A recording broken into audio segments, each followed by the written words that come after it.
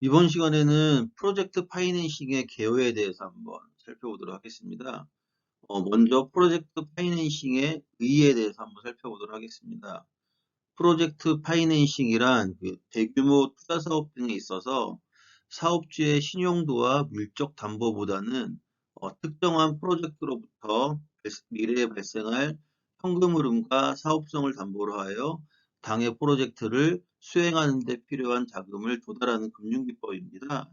어, 프로젝트에서 발생하는 생산물 판매 대금 또는 수익으로 조달 자금을 최우선적으로 상환한다는 점에서 사업주의 담보나 신용도에 따라 대출이 이루어지는 전통적인 기업금융과는 차이가 있습니다. 다시 한번 살펴보면요. 프로젝트에서 발생하는 생산물 판매 대금 또는 수익으로 조달 자금을 최우선적으로 상환한다는 점에서 사업주의 담보나 신용도에 따라 대출로 이루어지는 전통적인 기업 금융과는 이렇게 차이가 있습니다. 다음은 프로젝트 파이낸싱의 특성에 대해서 한번 살펴보면요. 첫 번째로는 독립된 특수법인을 설립한다는 데 있습니다. 한번 살펴보시면은요. 사업주는 자신이 소유한 모기업과 법률적, 경제적으로 독립된 특수법인, SBC라고 하죠. SBC를 프로젝트 회사를 설립해서 프로젝트의 현금 흐름을 모기업의 현금 흐름과 완전히 분리를 하게 됩니다. 사업주는 자신이 소유한 모기업과 법률적, 경제적으로 독립된 특수법인 SPC를 설립해서 프로젝트의 그 현금 흐름을 모기업의 현금 흐름과 완전히 분리를 하게 됩니다. 두 번째로는 비소구 또는 제한소구 금융이라는 특징이 있습니다. 원칙적으로 프로젝트 파이낸싱은 사업주에게 보증, 담보를 제공을 요구하지 않는 비소구 또는 제한소구 금융입니다. 따라서 원칙적으로 프로젝트가 실패하더라도 사업주의 다른 자산에 대한 청구가 제한이 되게 됩니다. 세 번째로는 부회금융이라 할 수 있겠습니다.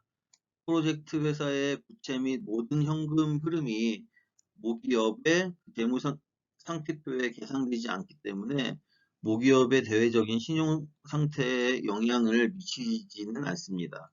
그러나 사업주가 프로젝트 회사, 시행사의 사실상의 지배력을 갖고 있을 경우에는 연결재무제표 작성 대상에 포함되므로 부고프 효과를 기대할 수가 없습니다.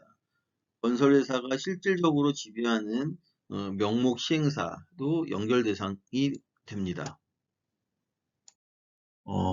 프로젝트 파이낸싱의 특성에 대해서 계속 한번 살펴보도록 하겠습니다. 다음은 높은 금융 비용이 발생하게 됩니다. 프로젝트 파이낸싱은 절차가 복잡하고 장시간이 소요될 뿐만 아니라 위험 발생 가능성이 크므로 대출 취급 금융기관은 사업 시행자에게 일반 기업 금융에 비해서 상대적으로 높은 금리와 수수료를 요구하게 됩니다. 그리고 네 번째로는 절차가 복잡한데요. 같이 한번 살펴보시면요. 프로젝트 금융은 다양한 종류의 위험에 노출되어 있기 때문에 위험을 회피하기 위해서 일반 기업 금융에 비해 계약 및 금융 절차가 복잡합니다. 그 다음으로는 적절한 위험 배분이 있는데요.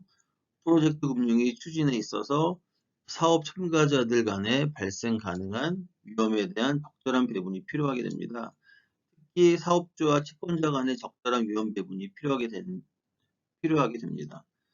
다음으로는 현금 투지에 대한 기초한 대출이 발생하게 됩니다. 프로젝트 파이낸싱의 담보는 원칙적으로 프로젝트 회사의 자산과 미래의 현금 흐름에 한정이 됩니다. 따라서 프로젝트 회사가 도산해도 사업주의 다른 자산에는 영향이 미치지 않게 됩니다. 계속해서 프로젝트 파이낸싱의 특성에 대해서 한번 살펴보도록 하겠습니다. 사업의 단일성이 있습니다. 프로젝트 회사가 다른 사업을 진행하는 것을 제한하고 단일 사업 회사일 것을 요구하게 됩니다. 그리고 다음은 구조화 금융이 있습니다. 구조화 금융이란 특정 목적에 적합한 새로운 금융 또는 관리 구조를 조성하거나 법률적 회계적으로 독립된 특수 목적 기구 PC를 설립하여 자금을 조달하거나 파생 상품이나 리스크 관리 기법을 활용하는 금융 기법을 의미합니다. 다음은 프로젝트 파이낸싱과 기업 금융의 차이점을 정리한 장표에 대해서 한번 살펴보도록 하겠습니다. 먼저 차주를 살펴보면요. 프로젝트 파이낸싱은 프로젝트 회사가 차주가 되는데 반면에 일반 기업금융은 모기업이 차주가 되게 됩니다. 그리고 담보를 살펴보시면은 프로젝트 파이낸싱 같은 경우는 프로젝트 현금 흐름 및 자체 자산이 담보가 되는데 일반 기업금융 같은 경우는 사업주 신용 및 물적 담보가 있어야 됩니다. 그리고 타입 형태를 살펴보시면은 프로젝트 파이낸싱 같은 경우는 컨소시엄 형태나 신디케이션 방식을 사용하는데요. 일반 금융기업 같은 경우는 사업주와 금융기관 단위로 차입 형태가 이루어지게 됩니다. 그리고 대출 기간을 살펴보시면은 프로젝트 파이낸싱은 장기 대출인 반면에 일반 기업 금융 같은 경우는 상대적으로 단기 대출에 해당이 됩니다. 그리고 금리를 살펴보면은 프로젝트 파이낸싱 같은 경우는 매우 높은 반면에 일반 기업 금리 같은 경우는 상대적으로 낮은 대출 금리가 적용이 됩니다. 그리고 프로젝트 파이낸싱 같은 경우는 대출 심사를 할 때 사업성과 리스크에 중점을 두는 반면에 일반 기업 금융 같은 경우는 담보와 신용도와 상환 능력에 초점을 맞추게 됩니다. 그리고 상환 지원을 살펴보시면요. 프로젝트 파이낸싱은 프로젝트의 미래 현금 흐름에 초점을 맞추는 반면 일반 기업 금융 같은 경우는 사업주의 전체 재원에 초점을 맞추고 있고요. 그리고 소구권을 살펴보시면은 프로젝트 파이낸싱 같은 경우는 모기업에 대한 소구권이 행사가 제한이 되는 반면에 일반 기업 금융 같은 경우는 모기업에 대한 소구권이 행사가 가능하고요.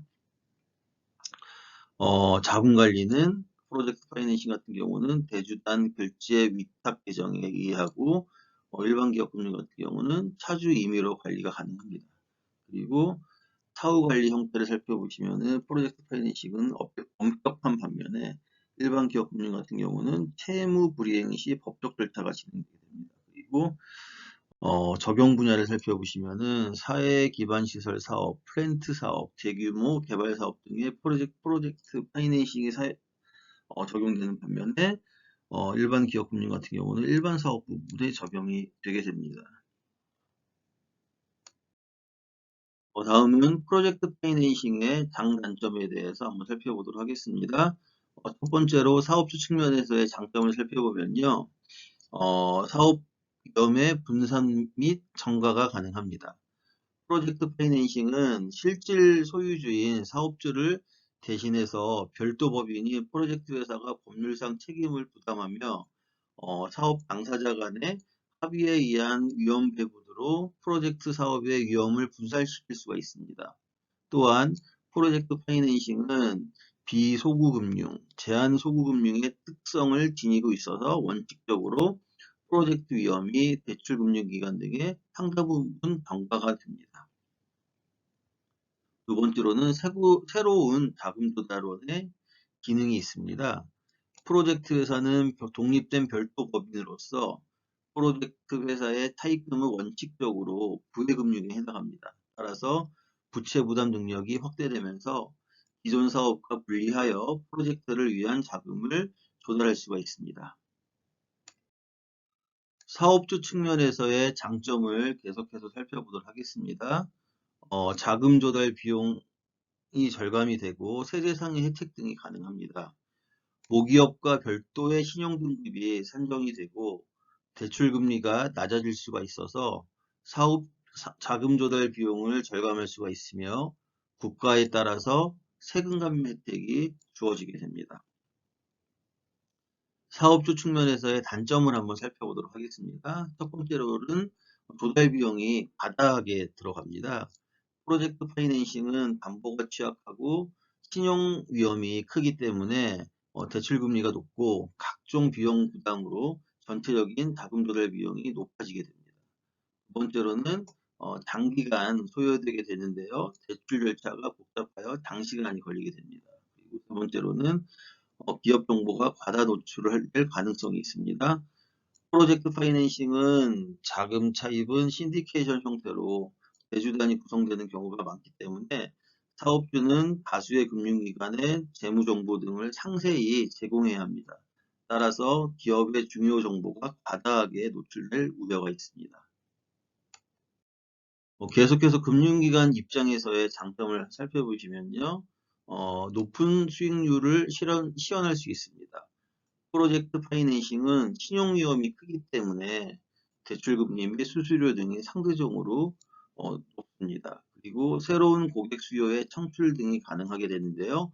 일반 기업금융에 의해서는 자금 조달이 불가능한 사업의 추진으로 신규 고객의 유치가 가능하고 자금 운용 수단이 될 수가 있습니다. 다음으로는 수익성이 있는 사업에 분리 취급이 가능합니다. 사업주의 신용도가 낮거나 모기업의 경영이 어려운 경우에도 해당 프로젝트의 수익성이 높을 것으로 예상이 되면 사업을 분리해서 금융 제공이 가능하게 됩니다. 다음은 금융기관 입장에서의 단점에 대하여 살펴보도록 하겠습니다. 첫 번째로는 프로젝트의 적정한 평가가 어렵습니다. 같이 한번 살펴보시면은요. 프로젝트의 평가에는 경제성, 기술적 측면, 법적, 제도적 측면, 시장 환경 등을 고려해야 하는데 이와 같은 평가 요소들은 미래의 정확한 예측을 필요로 하며 사업에 대한 환경 변화를 고려해야 합니다. 만약에 사업과 환경 변화의 예측이 잘못되면 대출금을 상환받지 못할 수 있습니다.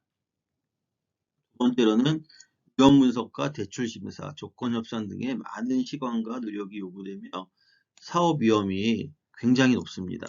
그리고 세 번째로는 계속적이고 체계적인 사후 관리가 필요한데요. 현금 흐름의 변동 내용, 문제점 등을 지속적으로 검토를 해야 합니다.